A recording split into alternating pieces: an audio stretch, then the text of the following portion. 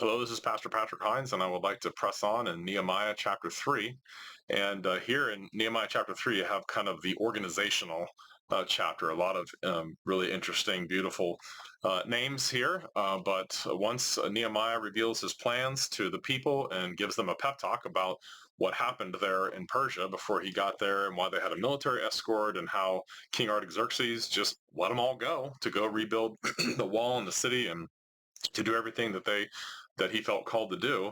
They're all excited, and if you remember the previous chapter, Nehemiah chapter 2, verse 19, there or 18 and 19.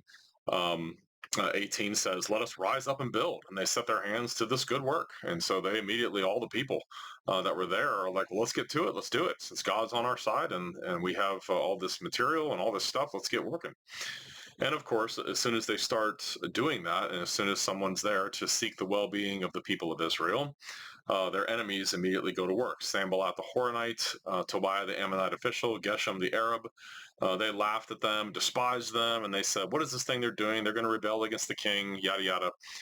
Doing what the bad guys always do, which is just lie and slander and all that kind of stuff. And of course, Nehemiah understands exactly, because he's wise, understands exactly how to deal with them and lets them know the God of heaven is going to prosper us. Therefore, we his servants will arise and build, but you have no heritage or right or memorial in Jerusalem. So he doesn't have a long conversation with them because, as I mentioned last time, these are the dogs and the pigs.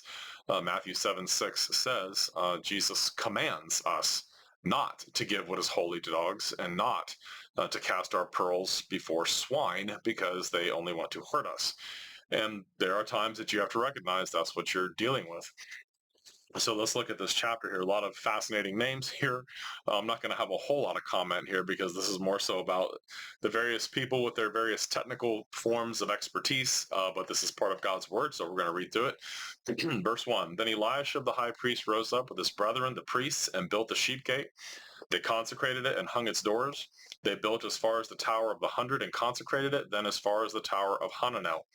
Next to Eliashib, the men of Jericho built, and next to them Zakur, the son of Imri, built. Also the sons of Hassenaah built the fish gate. They laid its beams and hung its doors with its bolts and jars. And next to them Meremoth, the son of Urijah, the son of Kaz, made repairs. Next to them Meshullam, the son of Berechiah, the son of Meshezabel, made repairs. Next to them Zadok, the son of Baana, made repairs. Next to them the Tekoites made repairs, but their nobles did not put their shoulders to the work of the Lord. Moreover, Jehoiada, the son of Paseah, and Meshullam, the son of Besodeiah, repaired the old gate. They laid its beams and hung its doors with its bolts and bars.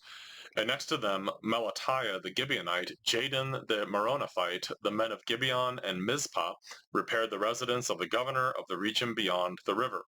Next to him, Uzziel, the son of Harhiah, one of the goldsmiths, made repairs. Also next to him, Hananiah, one of the perfumers, made repairs. And they fortified Jerusalem as far as the broad wall.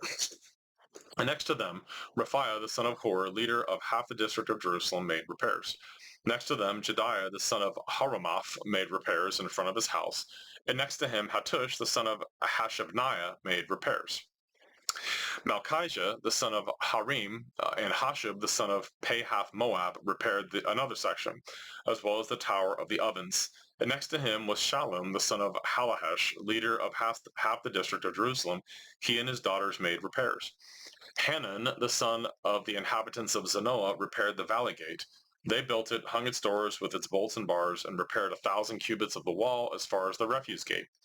Malchijah, the son of Rechab, leader of the district of Beth Hakarim, repaired the refuse gate. He built it and hung its doors with its bolts and bars. Shallum, the son of Kol Hoseh, leader of the district of Mizpah, repaired the fountain gate. He built it, covered it, hung its doors with bolts and bars, and repaired the wall of the pool of Shelah by the king's garden, as far as the stairs that go down from the city of David. After him, Nehemiah, the son of Azbuk, leader of half the district of Bethzur, made repairs as far as the place in front of the tombs of David, to the man-made pool as far as the house of the mighty. After him, the Levites, under Rehum, the son of Bani, made repairs. Next to him, Hashabiah, leader of half the district of of Keilah, made repairs for his district. After him, their brethren under Bavai, the son of Henadad, leader of the other half of the district of Keilah, made repairs. And next to him, Ezer, the son of Jeshua, the leader of Mizpah, repaired another section in front of the ascent to the armory at the buttress. After him, Baruch, the son of Zabbai, carefully repaired the other section, from the buttress to the door of the house of Eliashib the high priest. After him, Meremoth, the son of Urijah, the son of Koz, repaired another section, from the door of the house of Eliashib to the end of the house of Eliashib. After him, the priests, the men of the plain, made repairs. After him, Benjamin and Hashab made repairs opposite their house. After them, Azariah, the son of Maaseiah, the son of Ananiah, made repairs by his house. After him, Binui, the son of Henadad, repaired another section, from the house of Azariah to the buttress, even as far as the corner. Palau, the son of Uzai, made repairs opposite the buttress and on the tower which projects from the king's upper house that was by the court of the prison. After him, Pedaiah, the son of Parosh, made repairs. Moreover, the Nethinim who dwelt in Ophel made repairs as far as the place from the water gate, in front of the water gate toward the east and on the projecting tower. After them, the Tekoites repaired another section next to the great projecting tower and as far as the wall of Ophel. Beyond the horse gate, the priests made repairs, each in front of his own house. After them, Zadok, the son of Emer, made repairs in front of his own house. After him, Shemaiah, the son of Shechaniah, the keeper of the east gate, made repairs. After him, Hananiah, the son of Shelemiah, and Hanan, the sixth son of Zalaph, repaired another section. After him, Meshullam, the son of Berechiah, made repairs in front of his dwelling.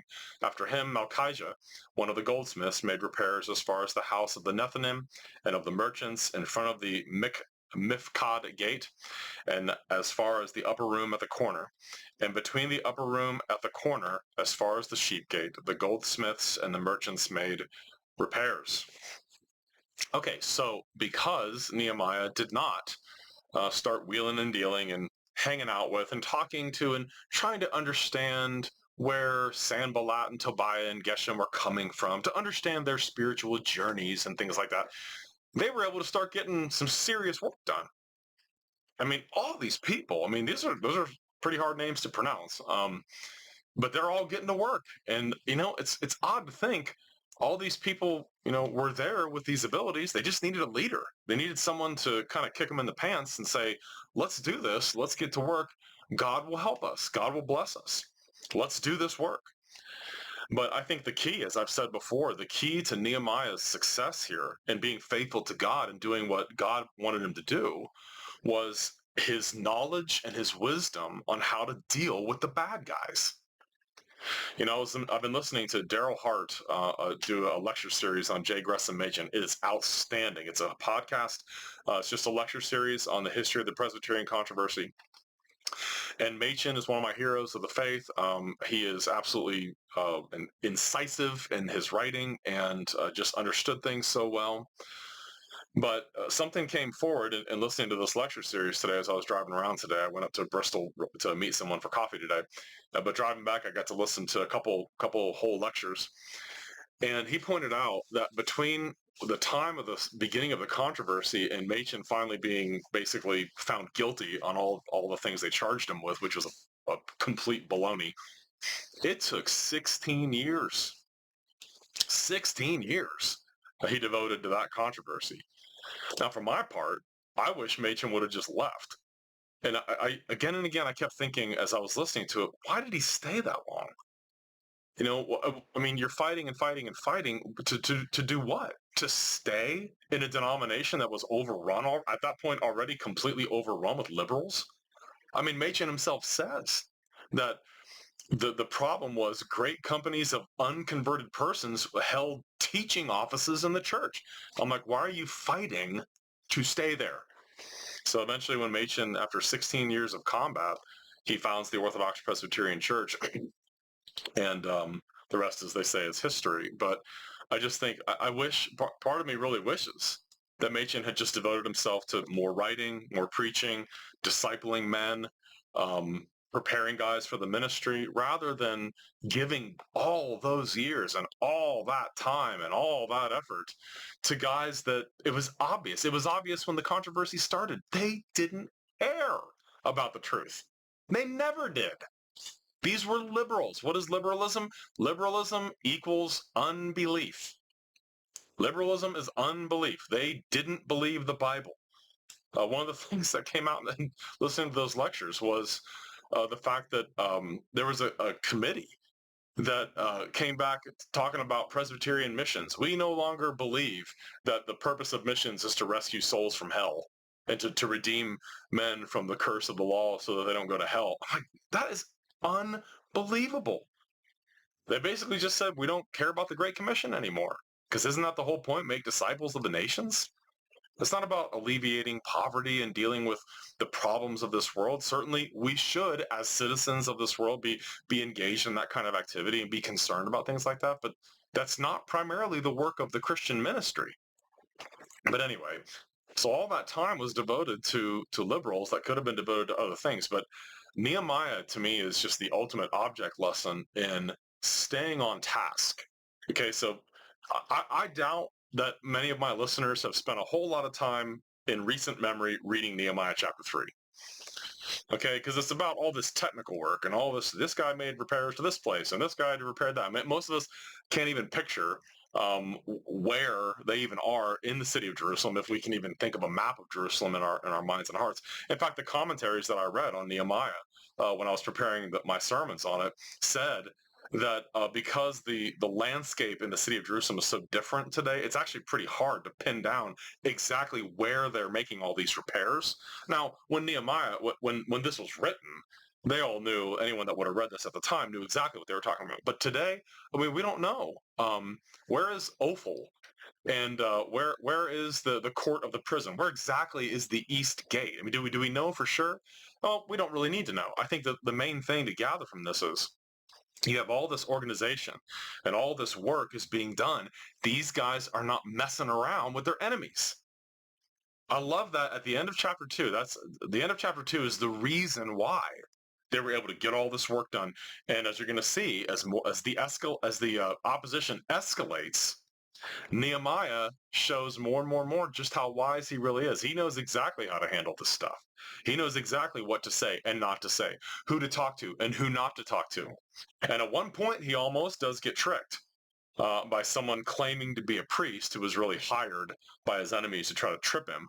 But thankfully, Nehemiah was one step ahead of that too. But the key here is when these guys start mocking here in Nehemiah 2, 19 and 20, Sanballat, Tobiah, and Geshem, they laughed at us and despised us. What is this you're doing? You're going to rebel against the king. Nehemiah just lets them know, no, God's on our side. Bye. And they get to work. And they don't mess with them anymore. Now, in Nehemiah chapter 4, things get ratcheted up a little bit. In Nehemiah chapter 4, now we start getting threats. Now we get threats, and Sanballat goes from being, what does it say at the end of chapter 2? Hold on one second. They laughed at us and despised us, and we also know from earlier they were disturbed, that they were deeply disturbed that a man had come seeking the well-being of the children of Israel. So he's deeply disturbed. Okay, so Sanballat's disturbed that Nehemiah and his friends are there to seek the well-being of the children of Israel. Then they go from being deeply disturbed to laughing and despising. But then they get all this work done because they don't mess with their enemies. And look at the beginning of chapter 4. So what happened? When Sanballat heard that they were rebuilding the wall, he was furious and very indignant. Okay, so he's not just angry. He's not disturbed. He's furious. And he's not just angry. He's not just indignant. He's very indignant, very angry, and mocks the Jews. And his opposition begins to escalate. And they start mocking and claiming, oh, a fox went up on there and knock it down and blah, blah, blah, blah, blah. And Nehemiah prays, for God's judgment on them. And it's awesome stuff. And yet they just keep right on working. And when they start threatening him, we're going to come and attack you. That's when you get that iconic scene of they've got a sword in one hand and a masonry tool, a trowel in the other hand. That's where Charles Spurgeon got the name of his famous magazine, The Sword and the Trowel. In other words, with one hand you're building, with the other hand you're guarding. And that's what Nehemiah 4 is about. So that's how Nehemiah dealt with his enemies. You guys can go fly a kite. But if you want to come attack us, we'll be ready. We're ready for you. We have a sword in one hand and a trowel in the other.